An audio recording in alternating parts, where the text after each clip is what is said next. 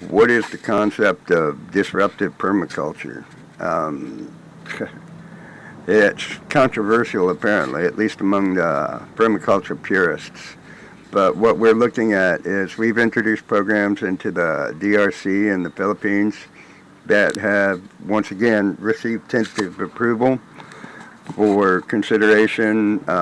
Both are being pursued by the United Nations, but that's about 1,200 pages worth of documentation I have to create, and I have to survive in the meantime, so I cannot focus full-time effort on that. In fact, I've been able to invest very little time to date, unfortunately. But the disruptive permaculture is utilizing the principles of permaculture and the food forests for massive reforestation efforts.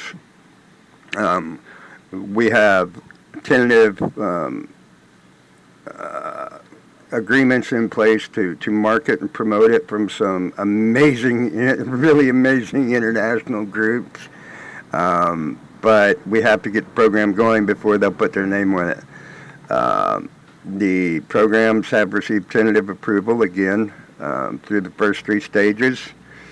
But what we hope to do is we hope to utilize the more vulnerable members of society in order to, we'll get volunteers, let me clarify that, we'll get volunteers from the most vulnerable members of society, individuals and families. We'll provide them with temporary housing, paid employment opportunities, educational opportunities for family members, including technical, vocational, and scholastic training.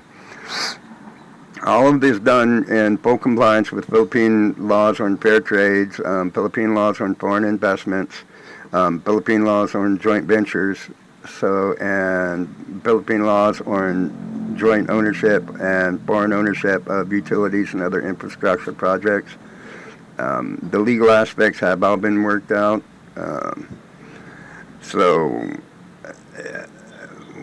The focus of the domestic government in the Philippines is the reforestation of 2 million hectares of land. In the DRC, it's 3 million hectares of land.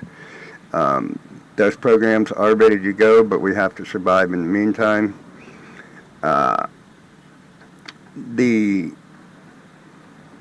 Based upon the ability to get those projects, at least one of those projects, and the current focus is on the Philippines, based on the ability to get at least one of those projects going, efforts are already underway to expand those programs into the Amazon rainforest and the Borneo rainforest as well, where again there would be millions of hectares of forest.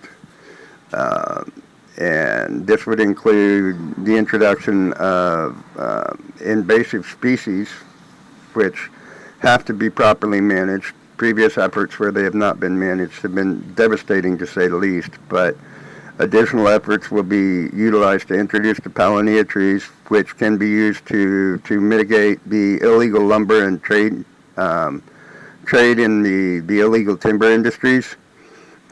We can provide, with some variations in some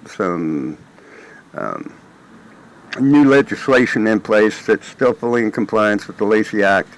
We can introduce the means to put an end to the illegal foresting and the illegal harvesting of the very fragile mahogany and teak trees. We can also reduce the reliance on the coconut trees, which take an extremely long time to mature. Despite the fact that the lumber is so popular here, we can replace a lot of that and allow the coconut industry to flourish again. Certainly we would still utilize it. The trees do grow old and quit producing, so there's definitely a market there, but there's more viable alternatives that have farther reaching consequences.